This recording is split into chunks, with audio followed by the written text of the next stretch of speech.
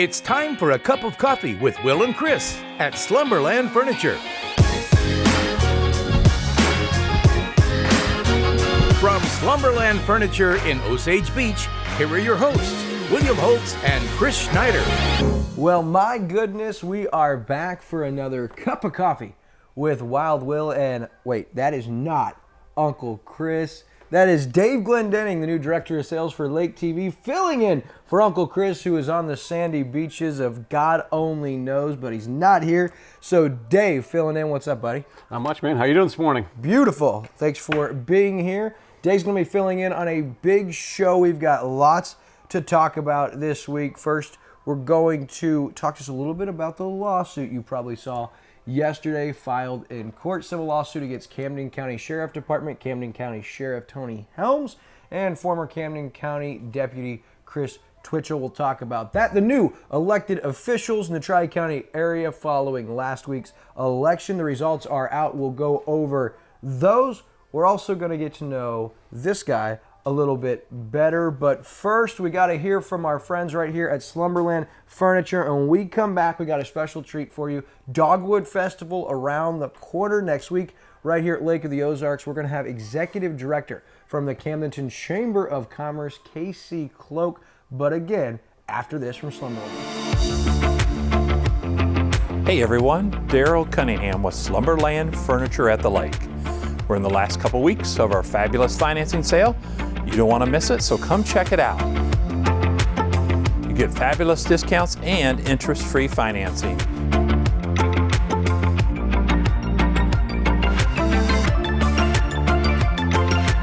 Come see us at Slumberland Furniture, where we're bringing happy home. And as promised, joined by Casey Cloak, the Executive Director for the Camden Chamber of Commerce. And she's got big things to talk about today, Casey. We're pretty excited. Yes. Not this weekend, but next week and weekend. It is Dogwood Festival, which means you're super busy right now. Absolutely, absolutely. So actually, a lot of the activities have already kicked off for our annual Dogwood Festival, with meeting the crowning of the Dogwood royalty. We just had that pageant a few weekends ago, and so I really want to do some highlights there. Miss Dogwood was awarded to Destiny Drake. Dogwood Ambassador went to Sarah Reed. Little Miss Dogwood went to Scarlett Arars. Oh goodness. Arars. There we go. Thank you, Will. Junior Miss Dogwood went to Brooklyn Davis. Teen Miss Dogwood went to Brooklyn Hanks. People's Choice went to Blair Rice. Dogwood Senior Queen went to Janine Blair, and the Dogwood Senior King went to Odine Stover. So all of our royalty will be featured in the upcoming annual parade that's taking place on Saturday, April 23rd. So be sure to get a spot and check it out. We've got a lot of entries on the parade, actually. So, you know, as we all know, 2020, the entire festival was canceled with the exception of the royalty. And then last year we had a new parade route and minimal participation. You know, we did our best, but this year it's going to go back to a traditional Dogwood Festival. We're back at the middle school for the carnival and the vendors. The DECA is going to be featuring their arts and craft fair in the middle school gymnasium. And then the parade route is going back to that traditional parade route right there through town. So we're very excited about that. And we've got about 70 entries. Wow. So yeah, that's our average that we've seen years prior. So very happy about that. This year's theme is Small Town Proud. And with that, we're really excited to introduce our Grand Marshal this year, Miss Daphne Jeffries. She is with the Camden County Historical Society and shares a wealth of knowledge and her love for our community, and it was really a perfect fit for her to represent our Grand Marshal this year with that theme. Very cool. And I know that all the mini events that kind of got either left out or got changed over the last couple of years with COVID, it's pretty exciting that this huge annual event at Lake of the Ozarks kind of back to normal. And you guys have even added a new event or two. Talk a little bit about the Academy Awards showcase I saw on there that's getting ready to happen on Wednesday. So the Camden High School has an Academy Awards showcase that they were preparing for, and it just worked out that we could schedule it within the week of Dogwood festivities. And so we encourage the public to come out and join us on Wednesday, April 20th between 6 and 8 p.m. And you can check out a variety of showcases. There's artworks, there's essays. The students will be there to talk about their works, and it's just a very impressive student base of submissions. So definitely add that to your schedule of events for Dogwood Festival Week. Then Thursday, we're kicking off the carnival. It'll run from 5 until 10 p.m. And then again on Friday, April 26th, 2nd from 5 until 10 p.m. as well. They're going to do the wristband bracelets again, so you can purchase them for $25, and that's all you can ride from 5 until 9 p.m. Now, one thing, Casey, real quick, I wanted to plug. Please see in there Saturday, the big day, of course. There's some pretty great on-stage entertainment. Sponsored by 1019 The Wave. Talk about some of those, and also, because there's so much information, I wanted you to kind of give a central location where people could go and kind of see this itinerary. Yes. It's just because it's so much. I don't want to try to fit it all in there. I could spend 20 minutes talking about right. So entertainment, and then where we can go to find all of this. Absolutely. So Saturday, we'll have entertainment Friday evening at the entertainment stage, which is located on the carnival site there at the middle school parking lot. So on Friday evening, we will have the Steps Dance Group performing from 6 to 6:30, and then at 7 o'clock, String Play Blues will be performing from 7 to 9, and then Saturday we're back at it again with entertainment starting at 12:30. We'll introduce our Dogwood royalty, and then we'll kick off with a baby contest from 1 until 2, and then starting at 2 o'clock, running all the way until 7, we'll have entertainment featuring Helen Russell and Company, Mitch Shields and the Rock U Kids, DJ Taz, and Whiskey Trio. So listen, the Dogwood Festival is where it's at. All of this over the course of this coming week into the weekend with the parade and a lot of the events taking place on Saturday. Now, if you can't make it to the parade, you can watch that on Lake TV. And you guys have been working hard, and you guys are anticipating a really great turnout this year. Yes, as long as the weather cooperates. That's the only thing I can't control, so I'm on my best behavior. Hopefully, I know Fingers we're doing crossed, that. pray to the big guy we get good weather. And then where can we go to kind of see all of this? So you can visit CamdentonChamber.com and go to the events page. There is a specific Dogwood Festival events page that highlights everything. It even has an activities map locator on there, so you can see where the various garage sales and the bake sales, the dinner theater at the county museum. It also highlights the parade route. So as you're preparing to attend the parade, if you're trying to figure out where you want to park to view that, you can see that map. I also want to encourage you, so these just hot off the press, we just got our official Dogwood Festival program booklet thanks to Lake Media, and we will have those at the chamber office as well as various locations all around the lake. Wherever Lake Media distributes their publications, they have a special rack and have just put those out on the rack as of yesterday. So. Awesome, very exciting. So make sure you make plans to attend the 71st annual Dogwood Festival in Camdenton next weekend. This is Casey Cloak, Executive Director for the Camdenton Chamber of Commerce. Miss Casey, thank you for your time, my friend. Thank you, Bill. Appreciate it. And we'll be right back after this to talk about some local events with my man Dave. If it's happening at the lake, it's happening on Lake TV. From the polar plunge to festivals, parades, aquapalooza, and boat shows, Lake TV has it all. Even the granddaddy of them all, the shootouts. If you're looking for places to party, things to do, or even a new home to move into, you've gotta love Lake TV. Big shout out to Casey Cloak. I know she works hard, Dave, on many events throughout the year. That Dogwood Festival, one of their biggest. You guys ever been out at the Dogwood Festival? Oh, yeah. Yeah, pretty cool. The parade, get hit in the head with some candy, then get to go see all the cool stuff. They stopped letting you throw parades or candy in a lot of the parades during COVID, and I was like, what the heck is the point of a parade if you don't have candy coming at you at an alarming rate? You remember our St. Patty's Day parade a few years ago, driving up and down the strip throwing candy out of the Lake TV van? Well, also there are kids that run out in the middle of traffic for candy and get a little hairy sometimes. No doubt. And also, you got to be careful during St. Patty's. They're throwing out those Jell-O shots, those little green Jell-O shots. Kids running wild, Jell-O! Yep, that's not for you, little Tommy. All right, so we talked with Casey Cloak. We're excited about that Dogwood Festival. You can check that out at the Camdenton Chamber's website. You can also check out Lake TV Story. We posted the PDF for the digital copy of that booklet, so you can find out all of the itinerary and schedule. All right, so first local story, Dave, kind of came across our desk. Yesterday was the lawsuit filed in court. Former Camden County Sheriff Office or Sheriff Department employee Bethany Bowen filed a civil lawsuit, and the defendants were listed as Camden County Sheriff's Department, Sheriff Tony Helms, and Christopher Twitchell. Now, of course, everyone is innocent until proven guilty, but if these allegations, and I mean this goes on and on, I looked through this in its entirety last night, Dave. I pulled out 10 of the allegations or bullets, in this court filing, and there's 91 before it even goes into the relief sought and the jury demand. They're hoping to get a jury case on this. Tony Helms and Christopher Twitchell both served.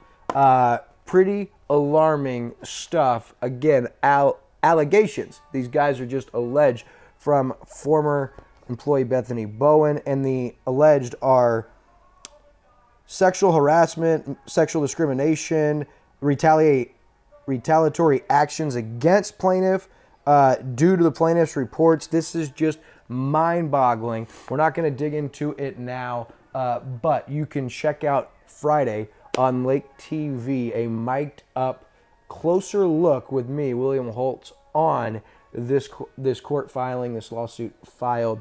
Really just crazy. Of course, just allegations, Dave. You read through the whole thing, and some of those allegations are quite alarming. Yeah, definitely something that you wouldn't want your chief of police saying to their other employees or anyone, male or female. And just reading through it just seemed like there's a bias against female officers in Camden County. That's just what my take of the lawsuit is.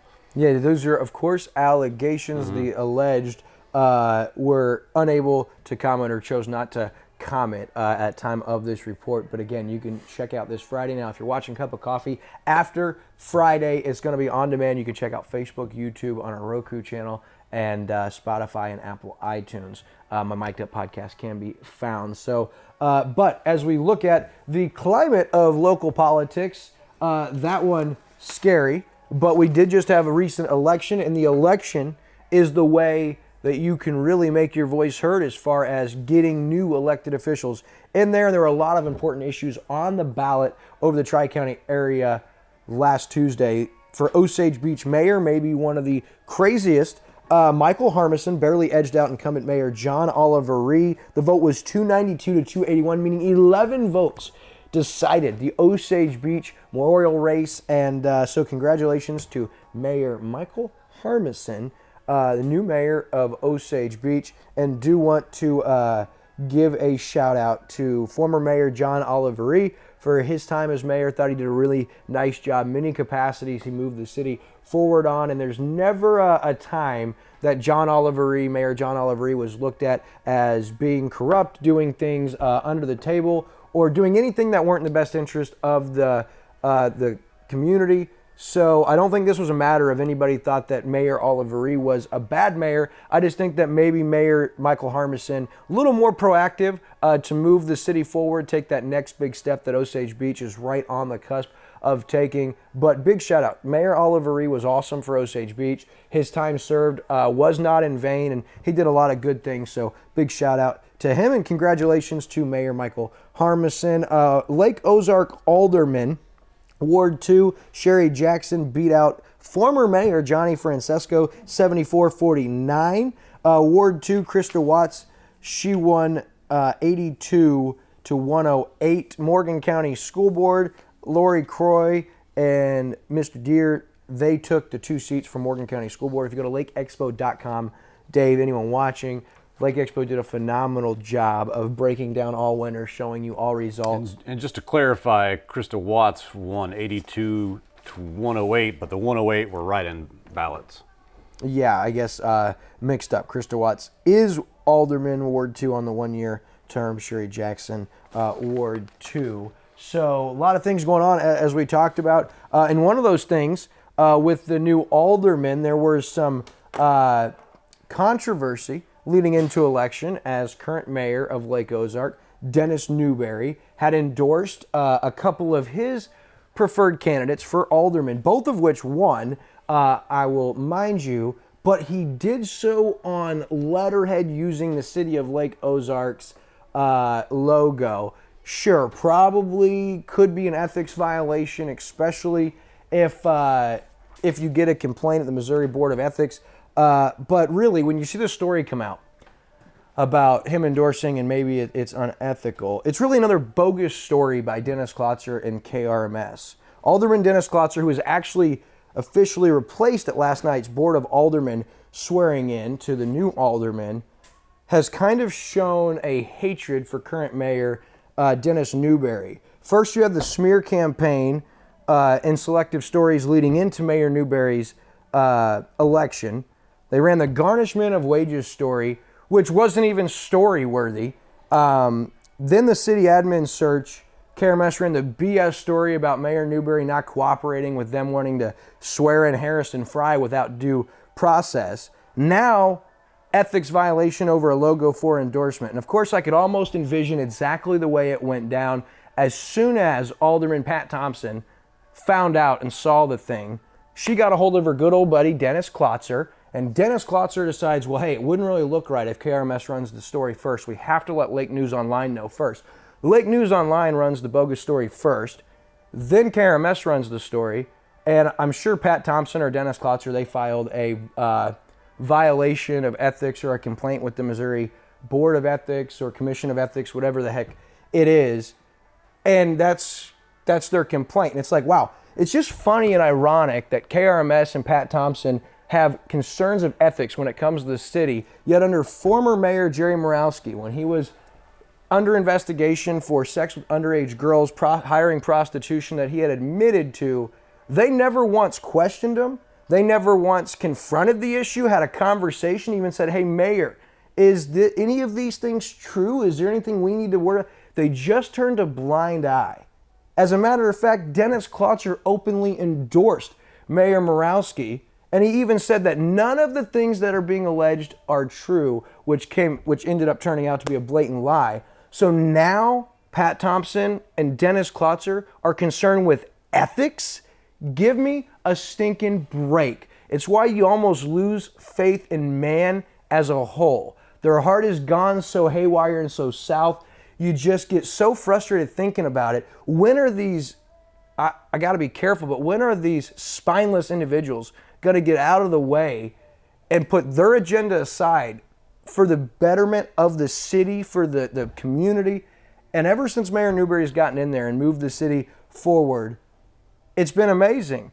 But you've had these people fighting against him. And if you want to look at the track record, as Dennis Klotzer as an alderman, sure, as KC Van Allen, legendary in St. Louis. You might even argue that he's been somewhat successful in his radio Viper Communications career down here at the lake. But if you look at your tenure as alderman, first under Johnny Francesco's, the city didn't do a whole lot. Then the controversy around Morawski and you endorse him. And then you fight against a mayor who comes in and Dennis Newberry. For what? Because your agenda's not being served. And Dennis didn't rerun this time around because he knew darn good and well he wasn't going to get reelected and it was going to be a firestorm. Well, I got to tell you, your tenure as alderman, Dennis Klotzer, awful. So good riddance. And it's time the rest of you aldermen on the City of Lake Ozark board, get on board with what's going on as we continue to try to move the city forward, because it's not about anybody. It's not about Mayor Dennis Newberry. It's not about Harrison Fry. It's not about Mr. Ketchum. It's not about even you, Pat Thompson. It's about the City of Lake Ozark and what you all have been elected to do. So put your pride aside and let's agree to do what you should do. Now, I'm not real confident that's going to be what happens as you guys see this, but I can sure hold out hope. About ready to be done with politics in general because it just makes you sick. To be honest with you, at one point in time, I loved the investigative journalism side. Now I'm getting to the point in time, every time I look at it, I get so discouraged by the action of man or woman. It just makes me sick. It's like I just want to quit, run off, get a house in the woods, love my wife, love my daughter, and not talk to another soul, because it's so discouraging when you see these individuals get into position of powers and abuse that power. But on a more positive side, cool event going on Saturday, Dave. We've been talking about Blue Cat Tavern and Grill out in Roach. You haven't been there yet, have you? Not yet. I was there a couple weekends ago for the Dueling Pianos, and the last Saturday of every month, they do a prime rib special at the Blue Cat Tavern and Grill in Roach. I'm telling you what, phenomenal. I'm a big prime rib guy. We have it at Chances Are. I'm pretty picky. You know, this was incredible prime rib, and the Dueling Pianos was awesome. And their new ownership at the Blue Cat Tavern doing some cool stuff. And they're going to be having an awesome event this Saturday. They've partnered with the Changing Table to help In Diaper Need LOZ. They're going to be donating 10% of all sales this Saturday. and to the Changing Table. We've done a nonprofit of the month with Jessica and the Changing Table. Phenomenal what they're doing. A few facts for those of you that may not know. Did you know that in 2021, the Changing Table provided more than 116,000 diapers, 42,000 wipes, 27,000 period products to local families struggling to make ends meet? And did you know that 60% of the families served have a full-time job, and 58% report having to choose between buying diapers or period products or paying for necessities like food, electricity, and other essentials? Crazy. Diapers are expensive. You know, you've got a couple of girls. I've got a baby girl at home, and it is expensive, and I can't imagine being faced with that decision. Crap, do I get diapers or do I pay my light bill? And there's not people that are just lazy and not working, as you heard. 60% of those have a full-time job, and 58% of those report they had to make that decision. The Changing Table steps up in that need. They've done some amazing work. Also, you can come out Saturday because there's going to be live music from The Madness, Bill and Tony from Altershawn, and help celebrate Mark's 60th birthday Hawaiian style by wearing your best Hawaiian shirt. Sure to be a good time, and tell them that Wild Will, Crazy Dave sent you out to Blue Cat Tavern in Roach. And I imagine, Will, diapers probably aren't going to be getting any cheaper, so it's probably a really good thing that they're doing. 116,000 diapers. That's crazy. Something that Jessica Rozier started on her own, really. It was a small operation. Now it's grown to this huge nonprofit 501(c)(3). They've got a board of directors and just doing some great work. Hey, to touch up real quick. Now, last night's meeting, or I should say Tuesday night's meeting, depending on when you're watching this, the Lake Ozark Board of Aldermen, the complaint in question was on a piece of letterhead like this. We probably showed you the letter, but you see the city of Lake Ozark and Dennis Newberry, Mayor Dennis Newberry, he's added that to letterhead. Well, he did issue this letter Tuesday night to Director Ziegler, who is with the Missouri Ethics Commission. Director Ziegler, on or about December 28, 2021, I contacted our city attorney and asked if I was allowed to send out endorsements for local candidates. I was told I may. I followed that advice. This week I was made aware of an ethics complaint by Lake Ozark Board of Aldermen. I am writing you to let you know that any future endorsements will not be made on city letterhead. Sincerely, Dennis Newberry. Okay, cool. So he said, okay, I made a mistake. I asked city attorney. There was some miscommunication. I'm sorry. I won't do it again. So did KRMS get what they want? Pat Thompson, did you guys get what you want? Because your people didn't get elected. So apparently you didn't get what you want. I'm going to let it rest. We're going to go with something more positive. Time to get to know Dirty Dave over here. Call you Wild Dave, Dirty Dave, Crazy Dave, Dilly Dave. We got all kinds of cool double D names for this wild man. All right, so Dave Glendenning, the man, the myth, the legend. Tell me, where were you born and raised, my friend? I was born in Lebanon, Indiana, and basically the suburb of Indianapolis, so I spent a lot of time in Indianapolis growing up. I'm not going to ask you how old you are, because when you say, well, how long ago is that? This guy looks a lot younger than he is. I know he looks like he's my age, but that was a while ago.